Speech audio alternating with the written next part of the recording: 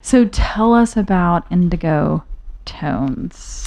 So I am a personal color analyst, a personal color consultant. And what I do is I help people to identify the variations of a color, the versions of a color that harmonize with their natural coloring in order to sort of simplify and clarify which versions of a color are going to make them look their best. So all of us can wear versions of blue and all of us can wear versions of yellow.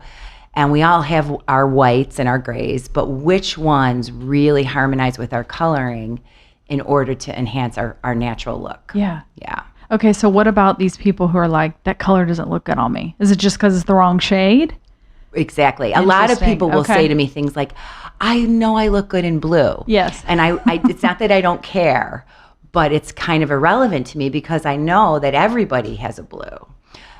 Or most people, one of the questions I almost always get asked is, don't you think people know what colors look good on them? And I would say to that, and sometimes yes and sometimes no. But most people know one or two colors that look good on them. And they feel really good in a color and they know what that feels like. But most people don't realize they have a whole range of colors that look good on them. And they all look good with each other. And they all look good when put together in a certain way. So, and rather than bringing people to feeling like they can't wear colors, what a color consultant does is help people to explore things they may not have ever considered. It expands their ideas about what colors look good on them. Yeah. Actually. So how did you get started doing this? What was the gap or the problem that you saw and you just knew I've got to come in and like fix this? Okay.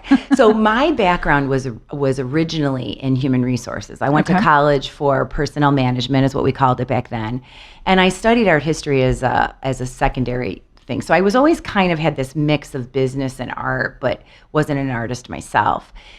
In the HR role that I was doing, I was really working a lot with people on their personal development. I was doing a lot of interviewing. I was doing a lot of hiring.